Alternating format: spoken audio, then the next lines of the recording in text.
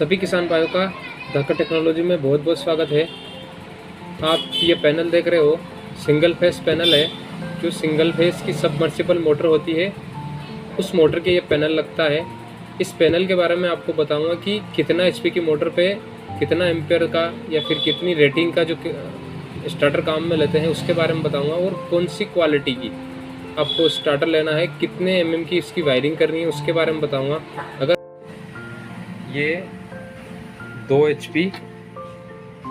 HP single phase, अब single phase motor starter for submersible pump, इसमें starting capacitor 200 से 250 MFD का रहता है। फिर रनिंग कैपेसिटर आपका 236 एमएफडी के लगते हैं। और इसकी एम्पायर रेंज अगर आप देखोगे तो 13 से 13.21 एम्पेयर की रेंज है इसकी। एचपी देखोगे 2 एचपी है। इसके बारे में बता देता हूँ मैं पूरा। इसमें ये एम्पेयर मीटर होता है जिसकी रेटिंग 0 से 30 एम्पेयर तक रहती है। उसी प्रकार ये वोल्ट मीटर है। इसमें 0 वोल्टेज से 500 वोल्टेज तक डेल्टा कंपनी का है। एसी है, ये आपका एसी है। एम्पेयर के नीचे जो ये एसी का सिंबल है, ये वोल्टेज में एसी वोल्टेज का सिंबल है, मतलब ये एसी के लिए मीटर है। उसी प्रकार ऑन का इंडिकेशन है। अगर आपको वोल्टेज चेक करना है तो आप इसको पुश करोगे, आपका वोल्टेज दिखाएगा। आप उसको छोड़ दोगे, वोल्टेज बंद हो जाएगा, रनिंग नहीं चलता है। इसको ऑन करके वोल्टेज देख के वापस बंद कर देते ताकि इसमें ख़राब नहीं हो। स्टॉप और रीसेट का बटन है। स्टॉप का है push for 2 second only, 2 second तक इसको दबाए रखना है ताकि जो स्टार्टिंग कैपेसिटर है आपका, वो स्टार्टिंग कैपेसिटर सर्किट में जुड़ा रहे। और 2 सेकंड के बाद में इसको छोड़ दोगे तो आपका स्टार्टिंग कैपेसिटर हट जाएगा और रनिंग कैपेसिटर पे मोटर काम करेगी। ये इसकी कनेक्शन प्लेट के बारे में है। आप जिस तरह से देख रहे हो, ये इसकी कनेक्शन प्लेट में 5 दिए हुए हैं, जिसमें 2 है आपका, एक फेज न्यूट्रल, ये दोनों सप्लाई के हैं, और 2 मोटर RYB, ये तीनों सीक्वेंस मोटर के हैं। तीनों साइड ये मोटर के लगेंगे और 2 फेज और न्यूट्रल है इसका। अब इसके अंदर ये देख रहे हो आप, दोनों मीटर हैं। रीसेट का बटन है, इंडिकेशन लैंप है। ये आपका पुश बटन वोल्टेज का है, स्टार्ट और ऑफ का है, स्टॉप का। उसी प्रकार ये आपका कॉन्टेक्ट है, ये लगा हुआ है। इसको अगर हम हटाएंगे, यूनिक कंपनी का है ये, इसका कॉन्टेक्टर है।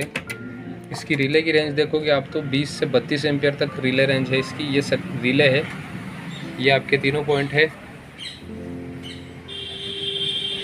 R, Y और B, तीनों सीक्वेंस है। मैं शुरू से दिखाता हूँ आपको कि कैसे इसमें वायरिंग करनी। फेज़ और न्यूट्रल इसमें दिया हुआ है। जैसे ही फेज़ न्यूट्रल को ऑन जोड़ेंगे सप्लाई, तो आपका एक फेज़ आ गया है आपका इस पे। ये आपकी सिंगल एक फर्स्ट फेज़ हो गया है, और जो ये दूसरा फेज़ है वो आपका यहाँ पे आ गया है। फेज़ और न्यूट्रल दोनों यहाँ पे हो गए हैं। इससे एक वायर और उठाया गया है। इस वायर से हम इसका एम्पेयर और इसका वोल्टेज स्टार्टिंग कैपेसिटर का काम मोटर को स्टार्ट करने का रहता है। जो मोटर के अंदर वाइंडिंग होती है, 2 तरह की वाइंडिंग होती है, स्टार्टिंग वाइंडिंग और running winding. Running winding 236 running capacitor पे काम करती है, और जो स्टार्टिंग वाइंडिंग रहती है वो आपकी इस स्टार्टर से एक बार मोटर को रोटेट कराने के बाद में ये मोटर आपकी रोटेशन पे चली जाती है, तब आपका ये स्टार्टिंग कैपेसिटर सर्किट से हट जाता है। इसीलिए इस स्टार्ट पुश बटन पे लिखा हुआ है कि push for 2 second only, 2 second तक इसको दबाए रखते हैं तो आपका जो स्टार्टिंग कैपेसिटर है वो सर्किट में जुड़ जाता है। और 2 सेकंड के बाद में जब RPM बन जाता है मोटर का, तब आपकी ये स्टार्टिंग कैपेसिटर हट जाता है और मोटर रनिंग कैपेसिटर पे काम करती है। ये 2 एचपी का सिंगल फेस पैनल है, उसमें ये कनेक्टिंग लगाई गई है। कनेक्शन के लिए काम में ली गई है, और अच्छी एम्पियर वोल्टेज, उसका indication lamp, on off switch, और ये कनेक्टिंग प्लेट है टू सप्लाई टू मोटर। ये कॉन्टेक्टर है, इसमें एक कोयल लगी हुई है। और ये आपकी रिले रेंज देखोगे आप तो 20 से 32 एम्पियर की है। अगर आपको वीडियो अच्छा लगा हो तो लाइक, शेयर एंड सब्सक्राइब करें।